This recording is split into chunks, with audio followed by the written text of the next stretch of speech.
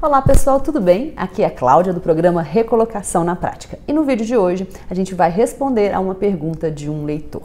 Esse leitor me escreveu me contando que ele vem enfrentando dificuldades em se recolocar e ele me pede ajuda para esclarecer o motivo pelo qual ele vem enfrentando tanta dificuldade, uma vez que ele tem um excelente currículo, uma excelente experiência e uma excelente formação.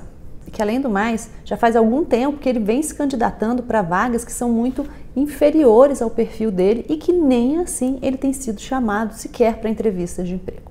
Bom, vamos começar pelo começo. Primeiro, eu queria dizer que nem sempre é fácil avaliar quais são os motivos, porque a gente precisa entender a situação como um todo. Mas só pelo que está escrito na mensagem já é possível tirar algumas conclusões. De fato, a formação e a experiência desse leitor são bastante relevantes.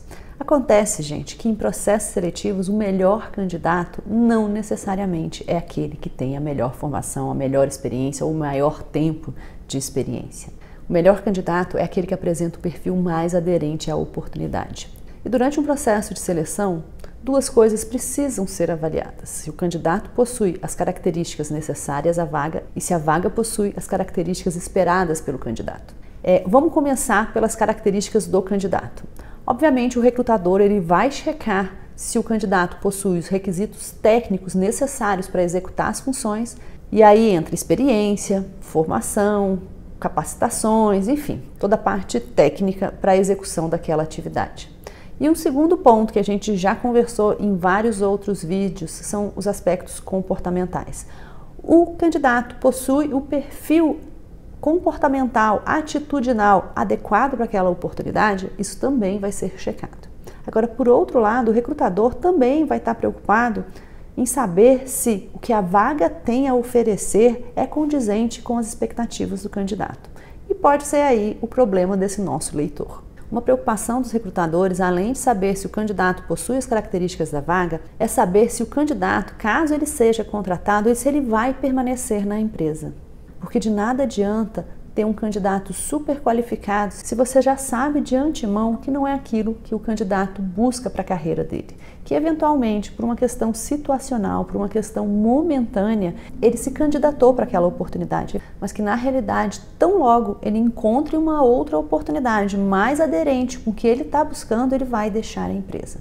Então, quando um recrutador se depara com um candidato overqualified, quer dizer, super qualificado para aquela oportunidade, muitas vezes ele nem chama esse candidato para uma entrevista de emprego. Por quê? Porque ele já sabe que aquele perfil não é condizente com aquela oportunidade.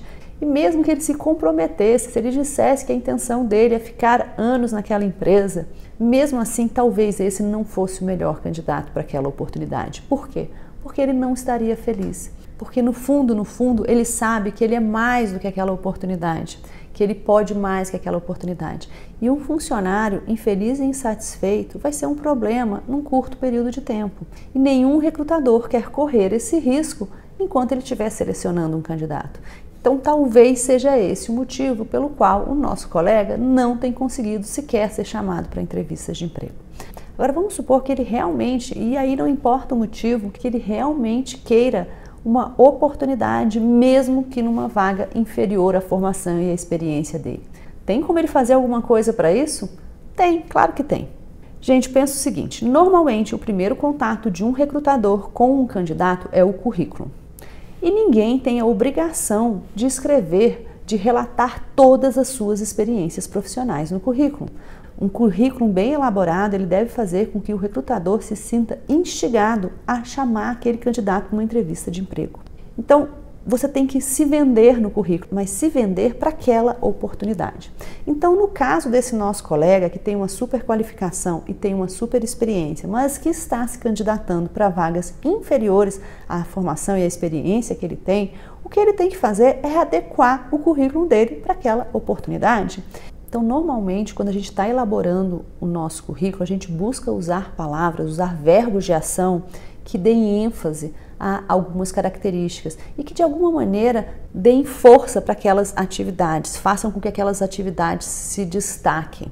No caso do nosso colega, uma coisa que ele pode fazer, por exemplo, é dar uma olhada nas palavras, nos verbos de ação, na forma como ele escreveu o currículo dele, tentando tirar um pouco a ideia de que ele é super qualificado. Uma outra coisa que ele pode fazer é, eventualmente, excluir algumas informações, excluir algum tipo de qualificação, algum tipo de experiência que ele acha que possam estar atrapalhando. No seu currículo, você não é obrigado a escrever tudo o que aconteceu na sua vida profissional. O que você tem que fazer no seu currículo é adequar, é fazer com que as informações mais relevantes para aquela oportunidade específica sejam destacadas.